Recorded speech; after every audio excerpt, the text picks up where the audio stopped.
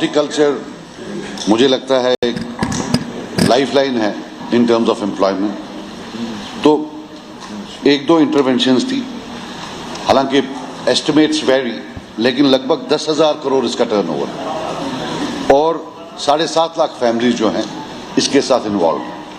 लेकिन बजट, और ये 8% ऑफ जीडीपी, लेकिन बजट एलोकेशन लेस देन 1%।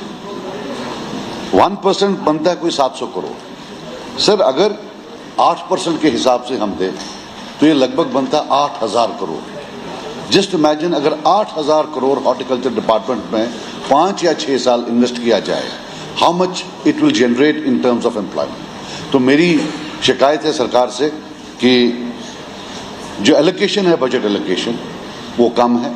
इस मिनिस्ट्री में जो है बहुत ज़्यादा स्कोप है अनएम्प्लॉयमेंट दूर करने का। दिन ब दिन नौकरियां जो हैं वो ड्राई होती जा रही है। ये एक सेक्टर है जहां हम जो है बढ़ा सकते हैं।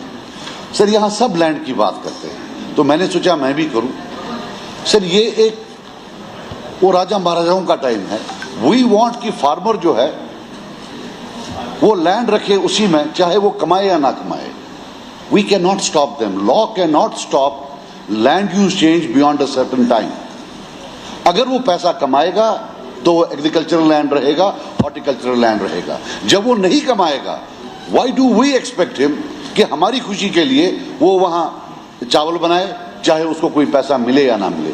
अब जो पैडी फार्मिंग है, रफली मैं जब घर में, मैं भी फार्मर फैमिली का ही हूं, सारे खर्चे निकाल के 2-2.5 हजार रुपया कनाल का मिलता है। जबकि जो आपकी हाई डेंसिटी है वो 50,000, 60,000, 70,000 दे सकती है। How can you stop? कितनी देर आप इनको स्टॉप करोगे? और एक और चीज है, अगर हाई डेंसिटी में उसको फ्रूट का अच्छा पैसा मिलता है, उस पैसे से अच्छा चावल खरीद लेगा। ये जो हमने एक माइंडसेट बना के रखा है कि ले दे, आपने पैडी ही बनानी है। सो दैट माइट, और इसके जो वाटर पर जो हमारा रिसोर्सेज जाते हैं वो भी काफी है। But what I am saying is that excellence in horticulture and agriculture, apart from everything, is a race to save your land.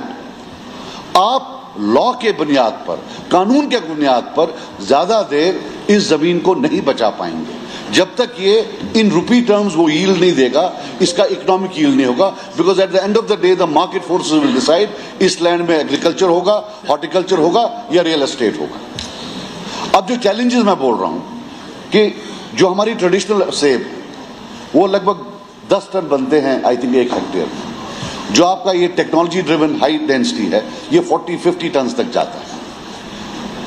जब तक, और जो ये हमारे फार्मर्स हैं, इवन 50% सब्सिडी के बाद भी उनके पास वो 50% पैसा नहीं होता है to shift. So there is एक रेजिस्टेंस है कि नहीं, हम पुराने जो सीनाइल वेराइटीज हैं उन्हीं में चले जाएंगे। Sir it needs a lot of push and I think it also needs that government open its door to big corporate ventures. या तो सरकार खुद पैसा इन्वेस्ट करे या कॉर्पोरेट सेक्टर से कहीं ना कहीं इस ट्रांजिशन को करे। जितना देर हम ट्रांजिशन में करें, we are going to lose a good chunk of land every year to other occupations like real estate है, बाकी चीजें हैं। सर दूसरा, ये जो चैलेंजेस हैं, एक खबरों में आया है कि शायद अमेरिका से जो सेब आ रहे हैं उन पर ड्यूटी उठ जाएगी। सर वो बहुत बड़ा चैलेंज होगा हमारी एप्पल इंडस्ट्री के लिए। उसके लिए अगर सरकार पहले ही कुछ करे और कोई लॉबिंग करे वहाँ। सर दूसरा, स्प्यूरियस पेस्टिसाइड्स। सर अभी जो पेस्टिसाइड्स, स्प्यूरियस पेस्टिसाइड्स के लिए जो कानून है, जो पनिशमेंट है, वो बहुत छोटी है, 1-2 साल। सर मुझे लगता है ऑनरेबल मिनिस्टर साहब भी, ये भी हॉर्टिकल्चरल एरिया से ही हैं, that spurious pesticides have wreaked havoc.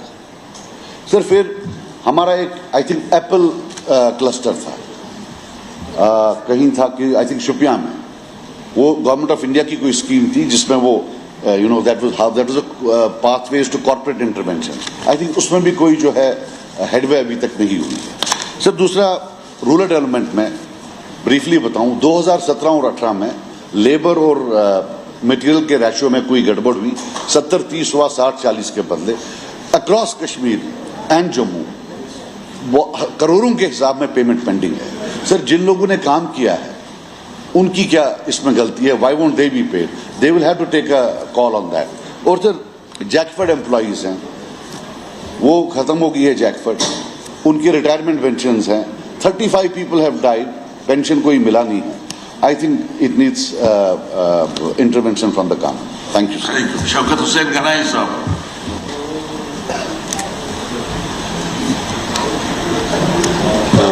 शुक्रिया स्पीकर सर।